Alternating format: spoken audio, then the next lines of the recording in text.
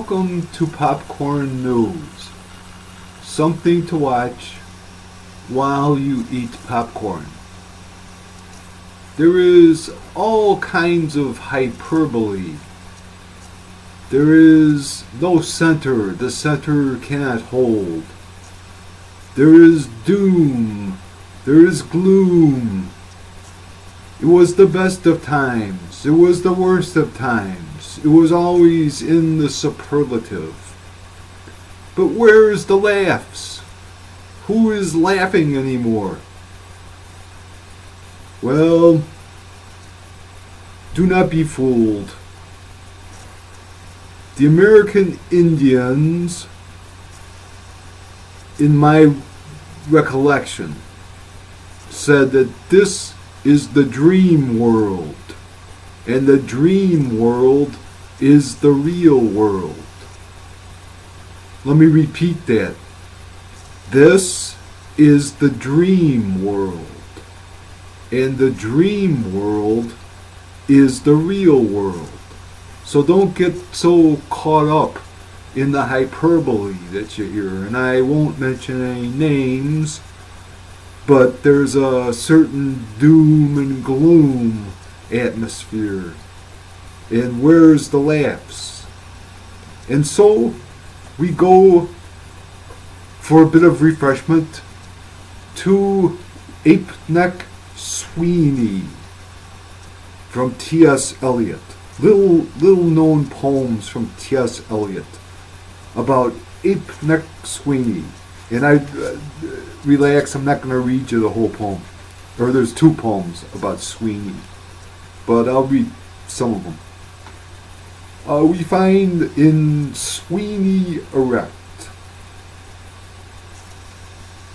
Sweeney addressed, full length to shave, broad-bottomed, pink from nape to base, knows the female temperament, and wipes the suds around his face. The lengthened shadow of a man is history, said Emerson, who had not seen the silhouette of Sweeney straddled in the sun. Tests the razor on his leg, waiting until the shriek subsides.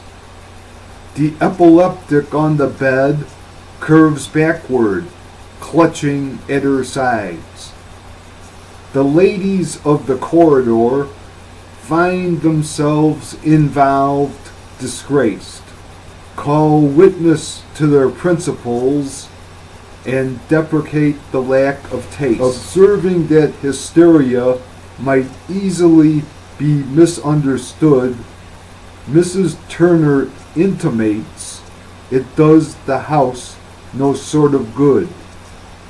But Doris, toweled from the bath, enters, padding on broad feet, bringing sal volatile in a glass of brandy neat.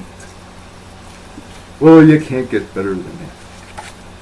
Oh, except you can, because we now have Sweeney Among the Nightingales by T.S. Eliot.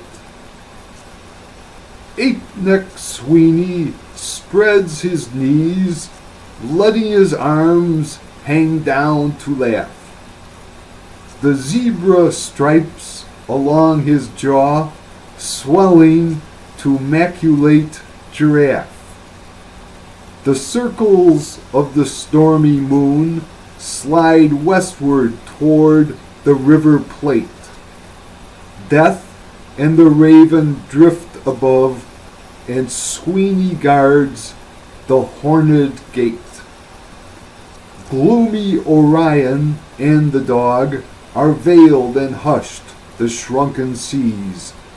The person in the Spanish cape tries to sit on Sweeney's knees, slips and pulls the tablecloth, overturns a coffee cup, Reorganized upon the floor, she yawns and draws a stacking up.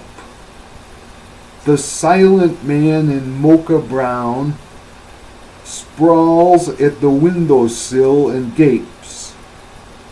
The waiter brings in oranges, bananas, figs, and hothouse grapes. The silent vertebrate in brown contracts and concentrates, withdraws. Rachel Rabinovich tears at the grapes with murderous paws. She and the lady in the cape are suspect, thought to be in league. Therefore the man with heavy eyes declines the gambit, shows fatigue, leaves the room, and reappears outside the window leaning in. Branches of wistaria circumscribe a golden grin. The host, with someone indistinct, converses at the door apart. The nightingales are singing near the convent of the Sacred Heart, and sang within the bloody wood when Agamemnon cried aloud, and let their liquid siftings fall to stain the stiff, dishonored shroud. So that's just something, not doom gloom, but just something different to listen to. Thank you for watching Popcorn News.